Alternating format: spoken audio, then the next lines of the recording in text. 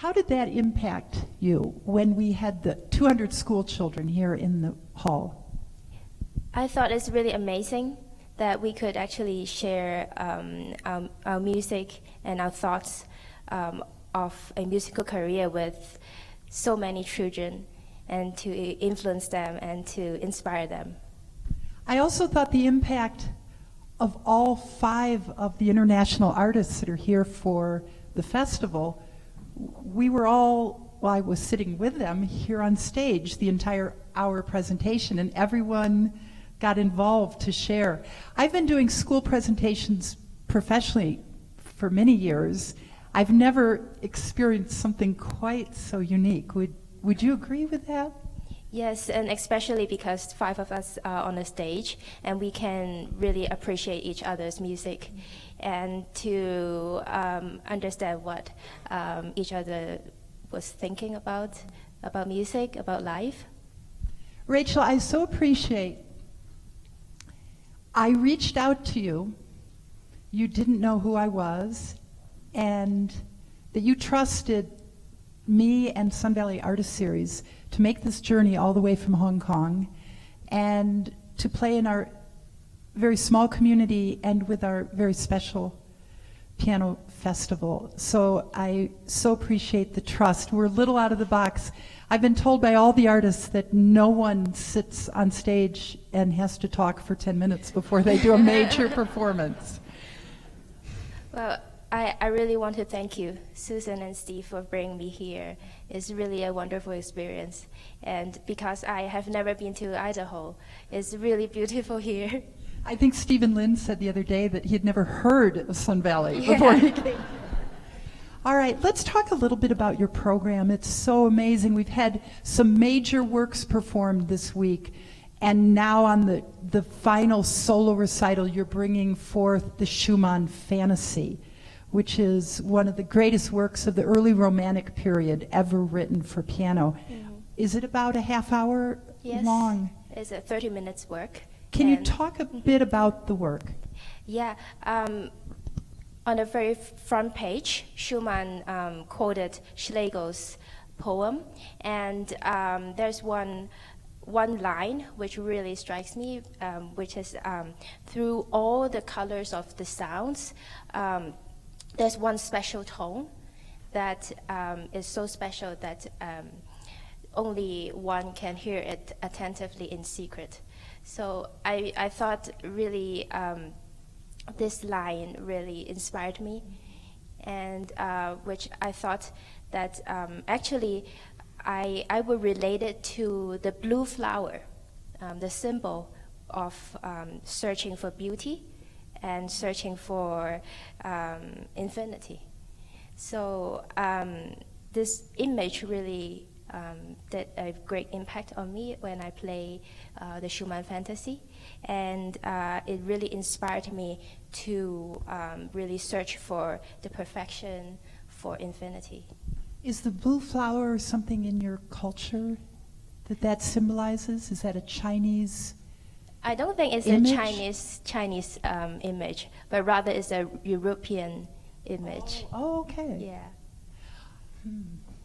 So, if I remember correctly, it is in a sort of way in movements. The first movement would be implied, but that Schumann originally wrote the first movement in a lament for his soon-to-be wife, Clara, and that he was so in pain and missing her and in angst. Yeah, and Schumann wrote that the first movement, the first movement of his fantasy, is actually his most passionate work he has ever written.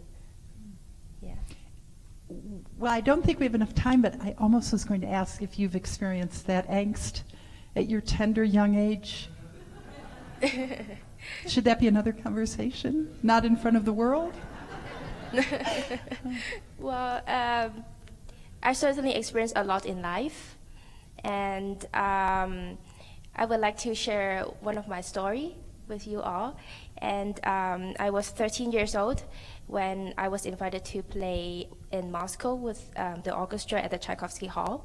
But then I got really sick when I landed in Moscow, and it was meningitis. And I stayed in the hospital for 1 month, and I couldn't play the concert. And were they fearful for your life at that point? yeah, it was really serious that it almost took my life. And afterwards, when I got back to Hong Kong, I immediately went to the piano, because I hadn't touched the piano for a month. But I was really, really frightened because I couldn't play a note, because my fingers couldn't control, because of my brain. It was infected, and it just affected all my small movements. Was there fear that you might not be able to play again? Yeah, absolutely. But I was very lucky that I got to pick it up after half a year. And I'm very that grateful. Would be angst. I was thinking more of like a love angst, but that took it over, yes. Oh my. So after this experience, I really appreciate life, and I'm very grateful for what I've been given. On a personal note, I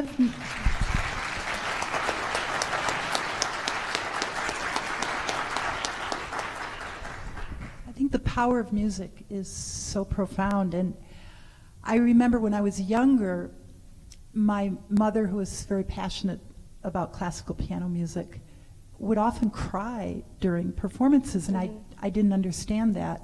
And now I am about that age, and I've lost my mom, and I've lost my dad, and I've had tragedy in my life, and I find that the music moves me more deeply, and I too now cry.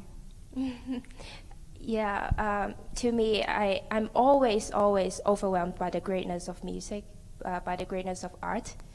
And in front of such great music, I feel very small, actually.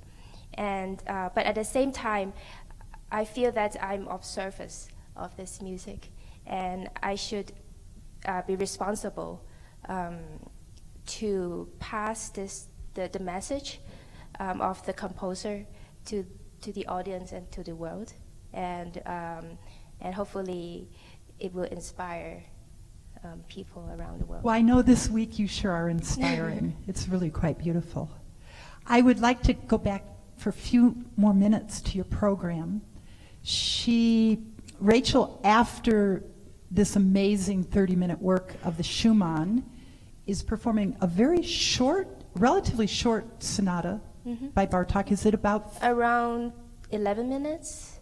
It's a 3-movement work, and the outer movements, the first and the third movement, are very extrovert, very driving, very exciting. But what really fascinates me is the second movement, because in the second movement, Bartók used a lot of dissonance, and there's so many lines intertwining throughout the piece, and I thought it really speaks out that there's the pain and the suffer. Yeah. Now, I find this interesting that you said 11 minutes, because I read that at the end of the score, Bartók marked 12 minutes 30 seconds, which is very unusual. Composers don't usually micromanage to the second, but most pianists perform it in about 15 minutes. So Rachel, you're winning. Well, Should we time her? Does anyone have a stopwatch? Maybe you could time me. Let's time her. Let's time that Bartók, and we'll see what happens. Yeah. Okay? We've got some volunteers out there. We're going to hold you to this. Wow, you're going to beat Bartók. Interesting. Oh. Well, I think we're going to let you get to it. So what we're going to do, we're going to let you go backstage while we clear the chairs, and I think the bench is set at your height, and You get the hall for the next hour. It's all Rachel Cheung. Thank you so much. Thank you. Beautiful. Beautiful. Good luck.